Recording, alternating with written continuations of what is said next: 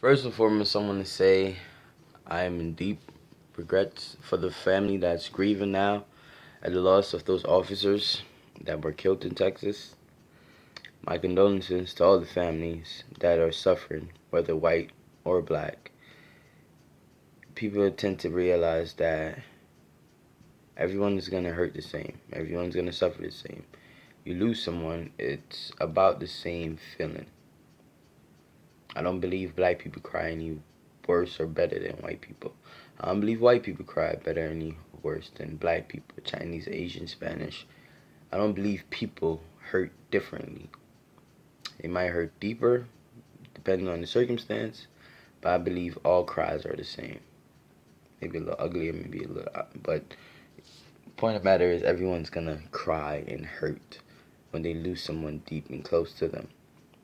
So now, by me saying that, I'm gonna say this: it is just now starting. The epidemic of the Civil War is just underway, and it's gonna take someone to speak up beforehand, or it's gonna take someone to be taken after the Civil War already started. So I'm just another black dude walking the streets. I might die today, I might die tomorrow. Enjoy me while I'm here. But reason why I'm saying that is people don't know what's gonna happen. They're just gonna wait. No one knew that that guy would be so pissed off that he would go and start a chaotic battle with the police officers and kill him with no remorse. Same way how he must have felt like, oh, you're killing me with no remorse. And I say me because I'm black. Pretty sure he's saying the same thing like I'm black. You only see me as a male and a black guy before you shoot me. Nothing else. You're not judging me off my rap sheet. You're not judging me off anything else but the fact that my skin is darker and I'm a male. So I'm a threat to you. So people don't know how others will take things and what their reaction will be. Obviously, no one expected or anticipated that the gentleman would murder five or try to kill so many officers, and that's exactly what he wanted to do. Kill white people, preferably police officers. So there's a lot of good, great officers that are white, black, Spanish, Chinese, whatever. There are a lot of great officers, but being that the negative ones is more overshadowing right now even more than they are, then they're just gonna be matched with the stereotype. Same way how black people have to differentiate themselves from, okay, I'm an educated black man. I'm not a thug or a gangster because I'm dressed like everyone else. It's the same way all white people and white cops, white men have to now start justifying, oh, I'm a great officer. Check my record. I haven't done anything. I haven't had any public complaints about me. Now that's where it's heading, where officers have to differentiate and separate themselves from each other. Now it's gonna be a division within the police force. Even though they stick together, it has to be broken because if not, then it's just gonna get bad. The good one's gonna get murdered with the bad one. They always say all the good apples have to be tossed out because of that one bad apple. There's a whole lot of bad apples in the police force. There's a whole lot of bad apples gonna get a whole lot of good apples bitten. But yeah, it's very sad. People really believe violence is the answer. The misunderstanding is not violence. It's a one-on-one thing. If it has always been a one-on-one from back in the days when people had issues with each other, they would always go and shoot the fair one. We would call it in Brooklyn. We shoot the fair one. It would be me and the person I have an issue with, and we're gonna fight. After this fight, if you feel like you want to keep going, next time I see you, gonna fight, and the next time, and the next time, and we're gonna keep fighting until we're tired of fighting each other. And then that's where respect would come in because that's where, oh, he ain't no punk because he fought me every time I saw him, and every time I saw him I fought him, so we know we ain't no punk. And then it's respect, and then you go your separate ways. People are misled now. It's no more, oh, we're gonna fight, you beat me, I'm embarrassed, people are laughing at me, now I'm being called pussy, now I have to retaliate, and my retaliation have to be greater than what you beating me up was. So what's greater than getting beat up? I'm gonna kill you.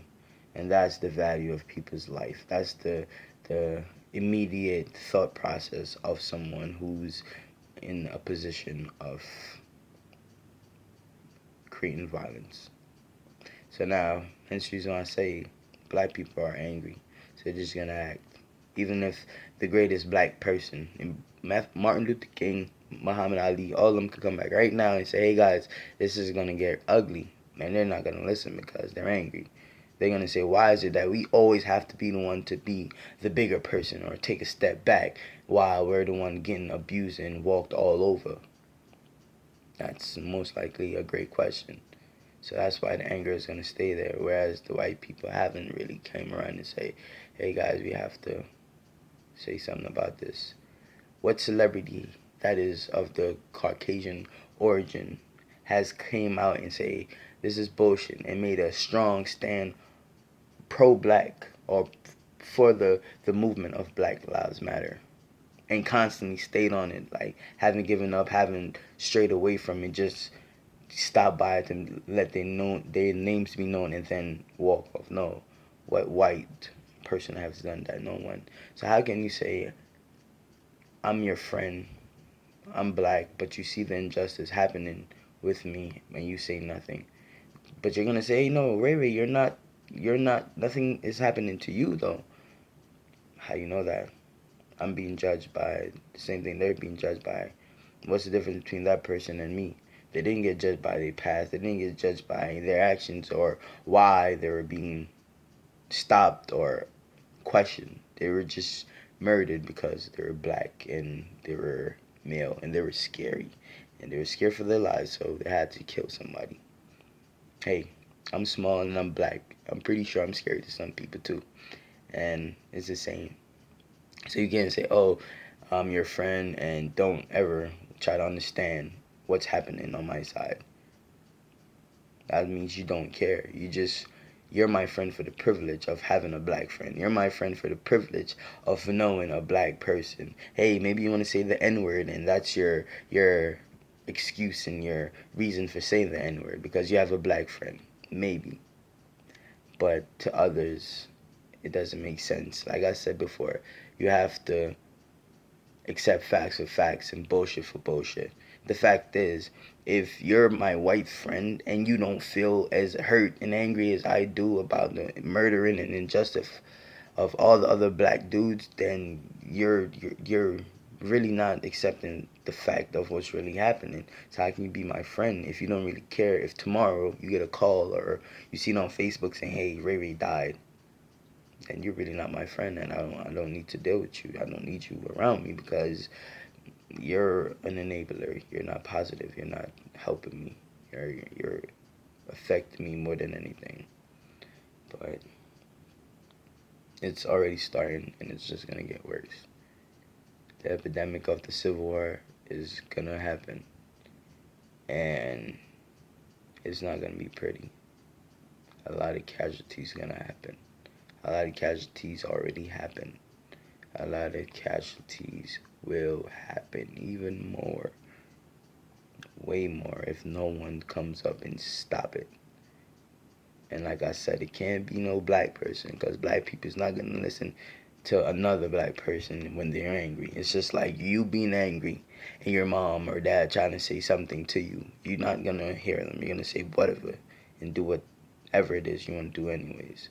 So it's the same. A white person has to come out. George Bush, Bill Clinton, George Clooney, Brad Pitt, motherfucking Donald Trump. You really want to be president? You should see where your fucking country that you want to run is going and the direction is heading and want to prevent it. That's a president. I don't believe you want to be president of the United States. I believe you want to be president and create your own United States. A United State of Trump. But hey, it has to be somebody that's respectable. Even the clan members will follow. Like, hey, maybe this boy here arrived. Maybe we should just stop. Because, you know, them blackies ain't been doing too bad. They been making the country better. But anyways, it's a little comedy skit. But seriously, it's going to get worse. Just hope everybody who's angry and full of hate is ready to lose somebody that means a lot to them, because that's how the world works. That's how karma is, isn't it?